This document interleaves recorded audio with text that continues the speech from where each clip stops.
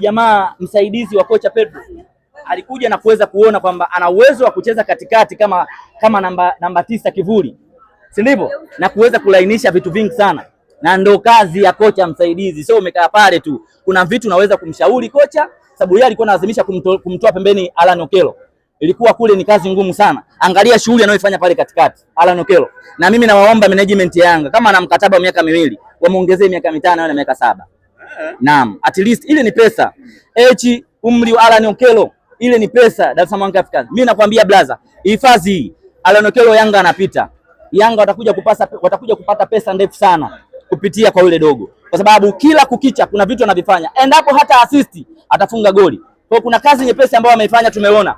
Sasa hivi Prince Dube amekuwa anafunga magoli mepesi, tena sio ya jasho, ni laini ambayo anaweka kwenye kamba. All in all, mimi kwangu mimi on the best Alan Okello ndani ya Dar es Salaam Africans. Asante sana brother. Mashindano ya wireless kwa mkoa wa Ruvuma, na leo tuko hapa kwa ajili ya kuwapa taarifa kuhusiana na fainali yetu ambayo inaenda kufanyika katika uwanja wa Lukanzauti kule Mapela Mbinga, mkoa wa Ruvuma. Na kwa leo tunatoa taarifa rasmi kwamba fainali yetu itafanyika siku ya tarehe 24 ya mwezi wa 5 mwaka 2026 katika uwanja wa Naitungu uliopo kijiji cha Lukanzauti huko wilaya ya Mbinga. Kwa hiyo sisi kama waratibu tumeshakamilisha taratibu zote za maandalizi ya fainali, na tumeshapata mgeni rasmi ambaye atakuwa yeye ndio mgeni sasa katika ufungaji wa mashindano hayo ya wireless kwa upande wa Mbinga vijijini. Na niseme tu kwamba mgeni rasmi ambaye tutakuwa naye ni mgeni ambaye ni mkubwa, ambaye anatoka katika tasnia hii ya mpira, na tunatarajia kuwa na mgeni rasmi ambaye anaweza akatoka katika timu ambazo zinapatikana hapa Dar es Salaam. Kwa hiyo sisi kama wireless tunawakaribisha tu wana Mbinga, wana mkoa wa Ruvuma kwa ujumla, lakini Watanzania wote, kwa sababu kama tunavyofahamu wireless yeye ameamua kuanzisha mashindano haya akiwa na malengo kwamba siku moja awe na timu ambayo itakuwa inashiriki katika ligi kuu ya Tanzania bara kwa maana ya NBC. Kwa hiyo kama wireless akaona kwamba kupitia mashindano hayo awape fursa sasa vijana wa mkoa wa Ruvuma ili waweze kuonyesha vipaji vyao na siku moja na wao waweze kushiriki katika mashindano makubwa kama haya. Sawa, tumalize. Mpaka sasa hivi muendelezo wa ligi ukoje na kuelekea fainali mipango ikoje? Muendelezo ni mzuri, na sasa hivi tupo katika hatua ya robo finali. Tumebakiwa na mechi 2 ambazo zitachezwa siku ya Jumamosi na siku ya Jumanne, na timu 2 tayari ambazo za Homeboys na Ndola wao wameshaingia hatua nusu finali. Kwa hiyo timu 2 tayari zimeshakata tiketi ya kucheza nusu finali, na finali yetu kama tulivyoeleza itafanyika hiyo tarehe 24. Kwa hiyo mwamko ni mkubwa na wananchi wanajitokeza kwa wingi, kwa sababu kama tulivyoeleza sisi kama wireless hatukuangalia mpira tu kama mpira peke yake. Kwa hiyo tumetoa fursa kwa vijana, lakini wafanyabiashara na watu wengi ambao wanapatikana katika maeneo hayo ya Mbinga ili waweze kuonyesha vipaji vyao, kuonyesha biashara zao, ili kila mmoja wireless iweze kumfikia. Kwa hiyo sisi kama waratibu kila kitu kinakwenda sawa, hakuna changamoto kubwa ambayo tumekutana nayo na kila kitu kinaenda vizuri. Sawa, Mandala, tupe neno kidogo. Kama kawaida wazee wa Mbinga tunakuja Mbinga vijijini, sasa tunakuja kushambulia. Unajua tunaka jambo dogo.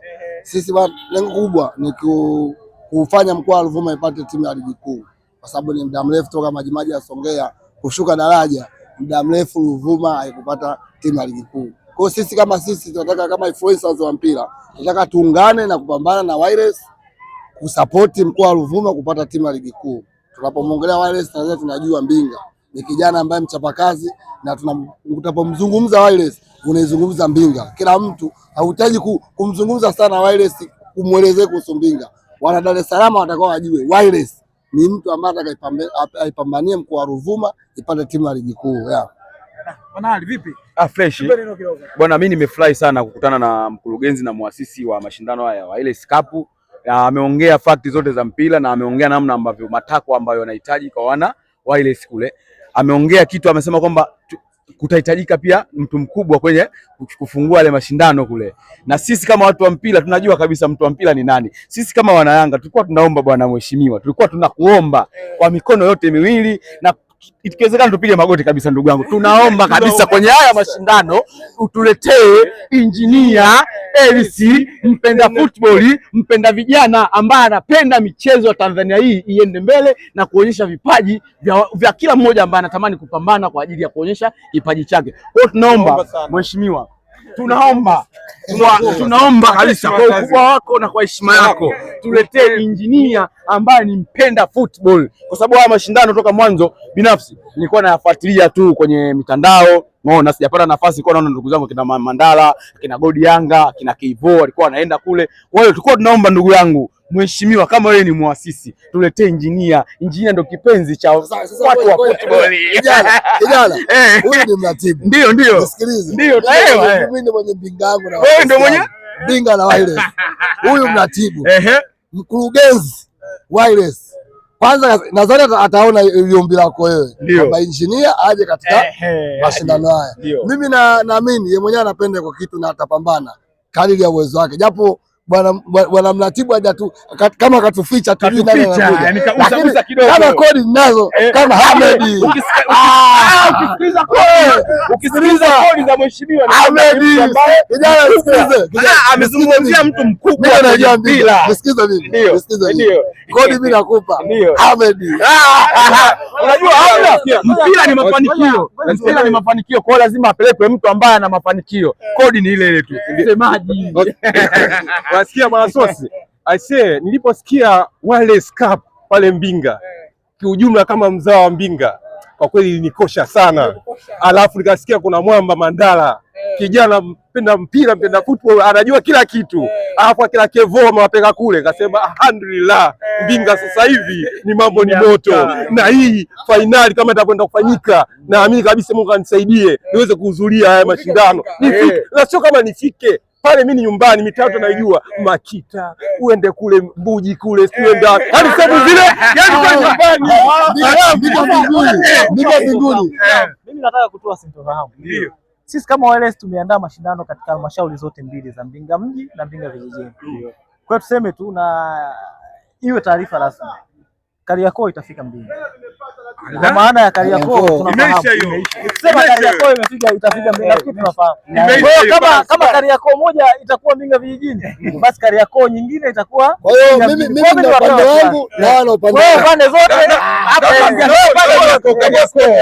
kwa mikono miwili. Nisikose. Wale kuku vijana. Na mimi nawaomba management ya Yanga, kama ana mkataba miaka miwili, wamuongezee miaka 5 na miaka 7. Naam, at least ile ni pesa. Umri wa Alan Okello, ile ni pesa. Dar es Salaam Africans. Mimi nakwambia blaza, hifadhi hii Alan Okello Yanga anapita. Yanga watakuja kupata pesa ndefu sana kupitia kwa yule dogo. Kwa sababu kila kukicha kuna vitu anavifanya. Endapo hata assist atafunga goli. Kwa kuna kazi nyepesi ambayo ameifanya tumeona. Sasa hivi Prince Dube amekuwa anafunga magoli mepesi, tena sio ya jasho, ni laini ambayo anaweka kwenye kamba. All in all, mimi kwangu mimi on the best Alan Okello ndani ya Dar es Salaam Africans. Asante sana brother.